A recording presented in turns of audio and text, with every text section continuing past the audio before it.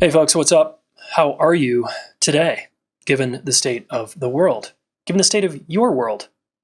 There's the world and then there's your world, right? And both can be intense. And I'm curious how you're doing in this moment as you listen. Just check in. How am I doing? And not just like fine, go a layer deeper than fine, like what's actually occurring?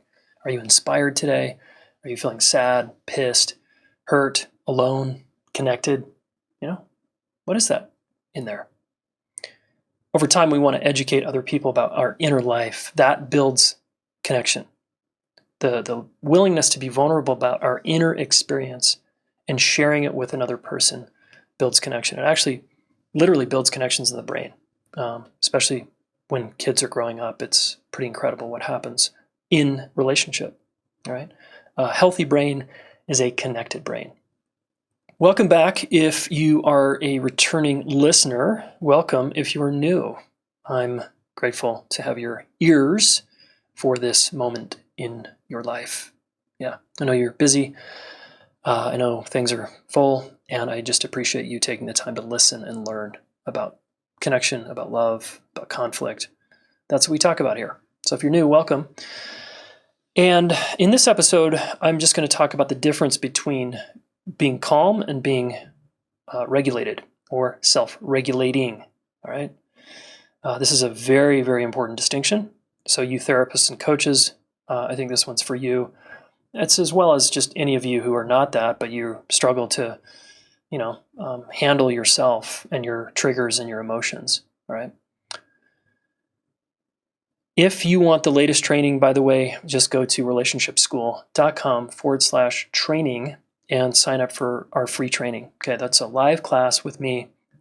I'm going to educate you on how to help other people, or how to own your needs, or how to set a boundary, depending on when you opt into this live training. All right, so I want to see you there, and it's going to be good.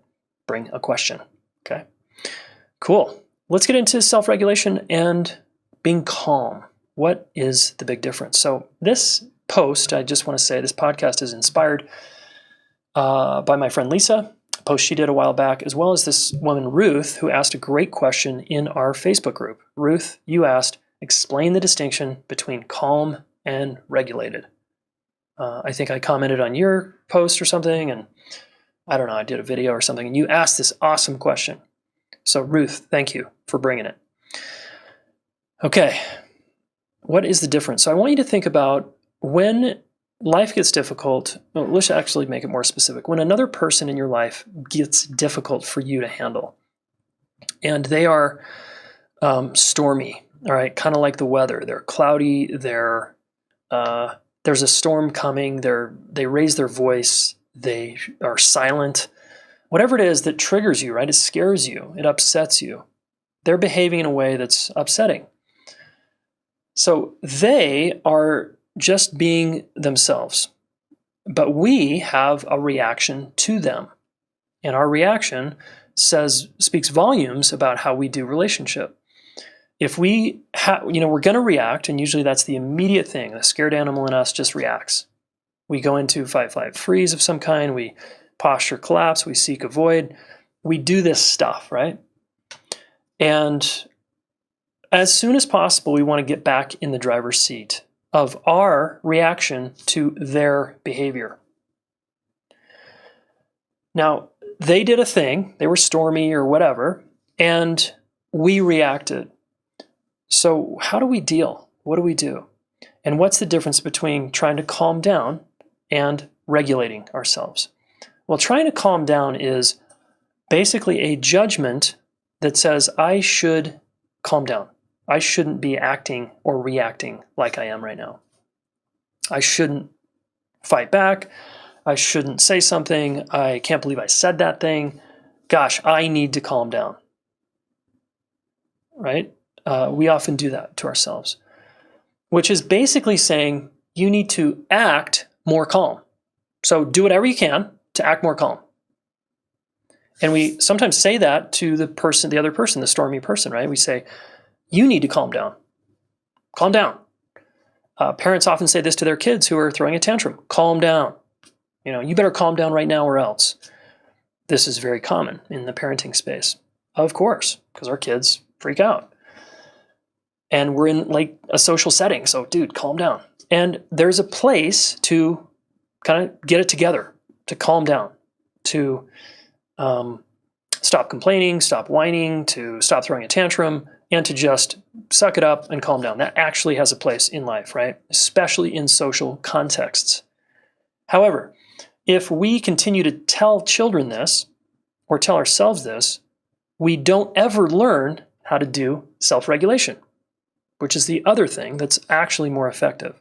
So what is self-regulation? Basically, in layman's terms here, self-regulation is the ability to be with our discomfort, our pain, our emotions, the sensations ripping through our body when we're triggered. We've got to be with whatever's occurring. So calm down is kind of like shutting down that inner experience that's uncomfortable. Self-regulation is learning how to be with it and ride it like a wave, all right? So if we're out in the vast ocean of life and you and I are in a relationship and you're acting upset and you're pissing me off and we're in a fight or something, right? I'm not going to ask you to calm down. I'm going to ask you to regulate yourself. Or I'm going to ask myself to regulate. So I'm going to just sit there and breathe through all of this turmoil that you and I are experiencing. I'm going to breathe through it. I'm going to stay with my discomfort. And I'm going to ride it like a wave until I'm more calm, until I can have an intelligent conversation with you. So that's self-regulation. Whereas calm down or get calm or act calm or just be calm is different, right? I hope you're seeing this distinction here. Calm down is basically like, stop, you're making me uncomfortable. You need to be more calm, or gosh, I'm uncomfortable. I need to hurry up and stop so that I can calm down. Very different than riding a wave. Now, if you think of somehow imagine a wave coming into shore and you put up a giant glass wall and that wave smashes against it, that's calm down. Whereas be with is you're actually on a surfboard and you're riding that wave into the shore. And once you get to shore, you can breathe, you're not worried about drowning anymore. You're like, you're calm. You're like, okay, I can now look at the situation objectively as much as I can, right? Different than putting the glass wall up of the wave and just trying to hope and pray that the waves don't get any bigger or stronger or more intense, and we hope to God they stop right now. That's calm down. Be calm. And like I said, it has a place, right? We all need to do that sometimes in life.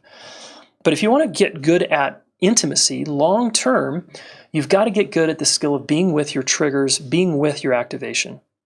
And I learned this term years ago, being with, from my friend Christine Horn, who I hired to help me parent my child. I took a parenting class. I was like, Christine, what do I do here?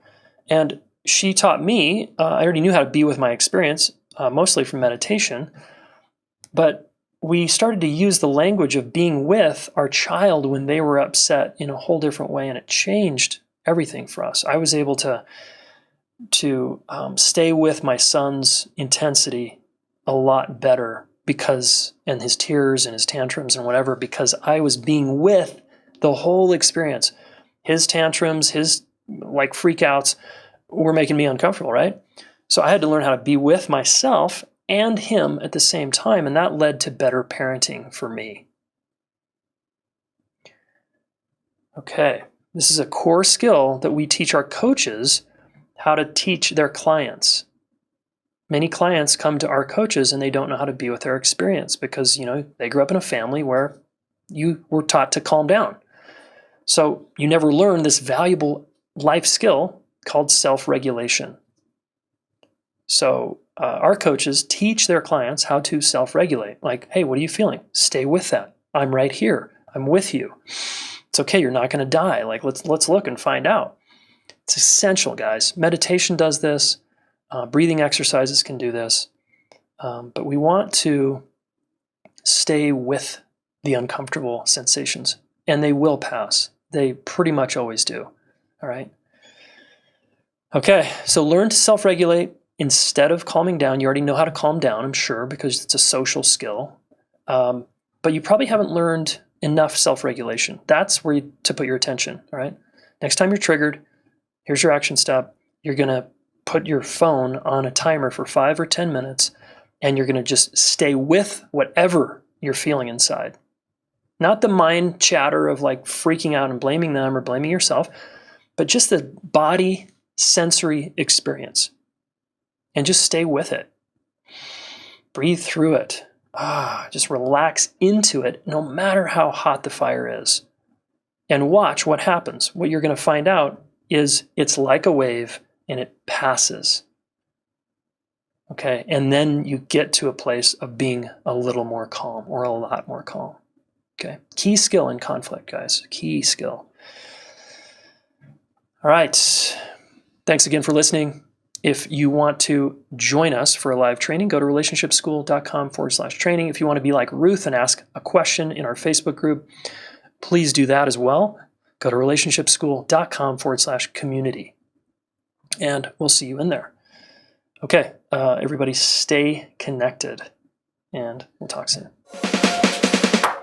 Hey, thanks so much for listening. Please subscribe to this YouTube channel. Share one of these videos with a friend. We want to help the planet get their act together around relationships, and you are one of them, so thank you.